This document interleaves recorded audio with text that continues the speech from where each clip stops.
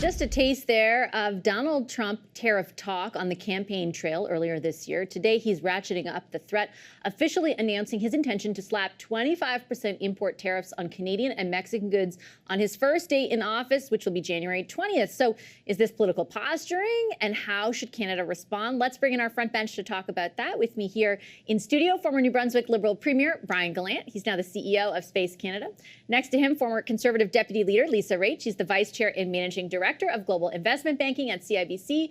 And next to her, CTV's political analyst, and former leader of the federal NDP, Tom Mulcair. Hi, everybody. Hi, Vassy. Nice to see you in here all together. Very exciting for me. Tom, I'll start with you.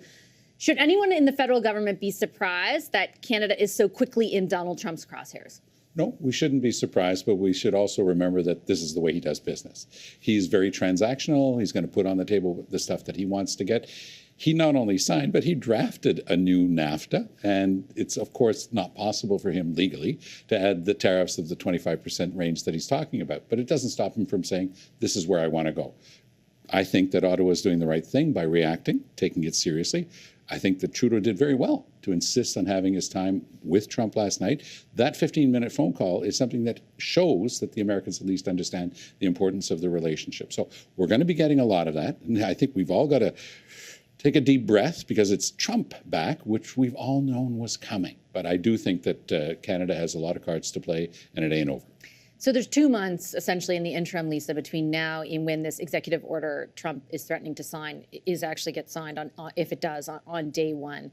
What's your best advice for the federal government in the interim? Yeah, I would say recognize that this isn't the trade deal we're talking about. This is the appetizer to the negotiations on the trade deal, and the appetizer's about security and it's about immigration, and they have to take it seriously. Now, the message I'm getting from this proclamation is that Trump is hearing very clearly from the people in his caucus and the people around him that the concern is the northern border, the concern is fentanyl, and that they want to see some action on it. So he's coming out and he's laying the groundwork for what's going to be the first things that he wants to talk about with Canada. It's not going to be about CUSMA or USMCA. It's going to be about these issues that they are beginning to realize are problematic, and they want to see some action for Canada. So Canada has to react. Yeah, and when it comes to that reaction, Brian, I mean, if you look at the facts, it's the amount of fentanyl is like 40-something pounds coming across the northern border compared to thousands of pounds. The number of migrants, 1.5 million compared to 23,000, though that number has been increasing. It's doubled in the last year. I guess, how does the federal government navigate the fact that those facts did not inform any difference in treatment between us and Mexico in what the president decided to threaten? Well, let me start off by saying I agree with my colleagues, and I say that because they're right there. Yeah. It's more awkward than ever to disagree with them.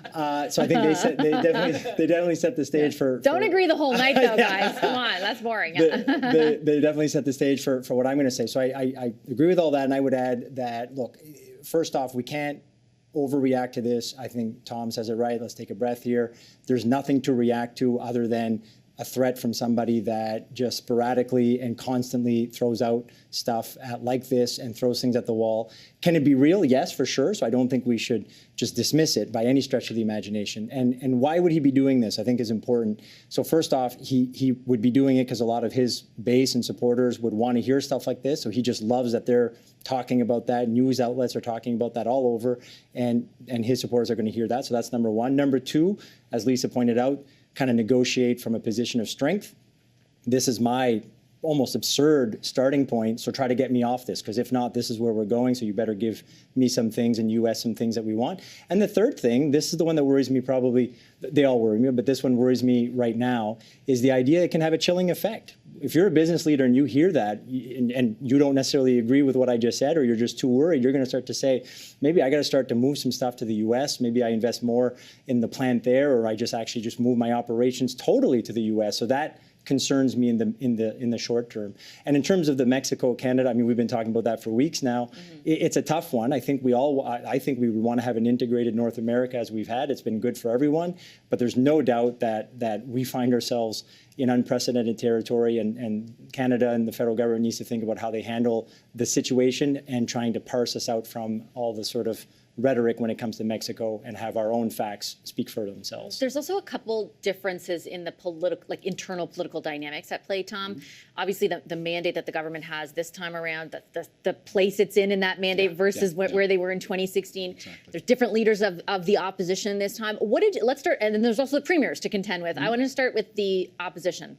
The comments today from Poilievre as well as from Singh, both whom their parties asked for an emergency debate that's going to start in about an hour's time. How do you think the various parties are addressing this? It's going to be interesting to watch whether Poilievre is able to get any oxygen, or whether Trudeau, even though he's at the very end of his mandate and he's been there, for 9 full years, he's still the prime minister of a G7 country that's being threatened with a very tough negotiation by its closest neighbor to the south. He's the Prime Minister of Canada. And every time he goes to the microphones, it gets full coverage, and it does take a lot of the oxygen out of the room. So Poilievre's got to be careful, because I remember the day of the election, he went before the cameras and he was already talking tough, and I'm going to get our money back from softwood lumber. He's looking for any way to stay in the story, and he's very good at that. But I think that Trudeau is going to dominate. I was watching François Legault today in Quebec saying he's got to talk to the premiers. Here's Quebec stuff that we're worried about, aluminum and so forth. I hadn't seen Legault have that sort of presence since the pandemic. So this is an opportunity for the leaders at that level to perform and to show who they are. And both Trudeau and Legault have been having a very rough time. But this, ironically, is a bit of an opportunity for both of them. Do you think that's true, Lisa?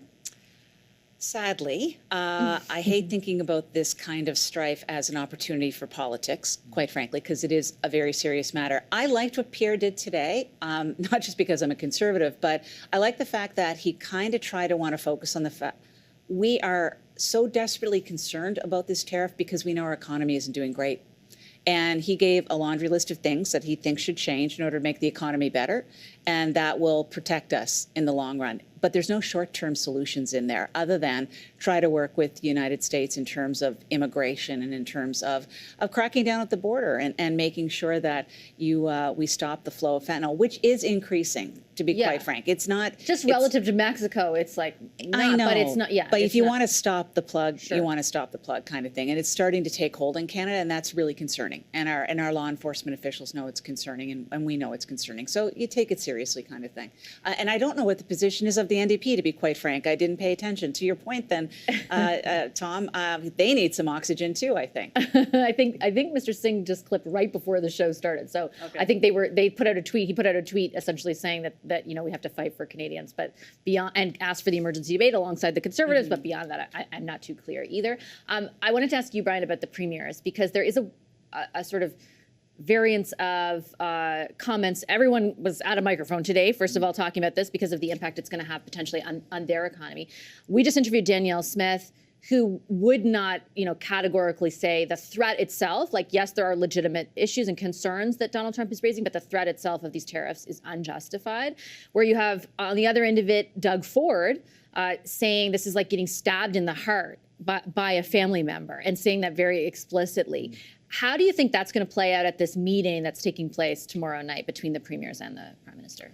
Yeah, so for their comments, I wouldn't want to sort of venture too far into why they think that might be the right comments for their provinces, other than, judging and trying to analyze from New Brunswick, I'm guessing Doug Ford is really trying to sort of build that we had this relationship with the U.S. We're best friends. We're so integrated, which obviously the statistics and the data would definitely support that, and Ontario's relationship with the U.S. So I think that's kind of his sort of posturing, whether that be a message for the Americans or for domestic kind of politics and consumption in Ontario. And for Alberta, I humbly suggest maybe it's possible that she believes that there are quite a few supporters of hers and her base that might actually be supporters of Trump's, and or she just can't get over the opportunity of kind of saying, yeah, but they're justified. These are sort of justified because Trudeau's so terrible in her opinion, right? So she might be trying to she just can't get over the idea of giving any credence to the policies of the Liberal government here in Ottawa. So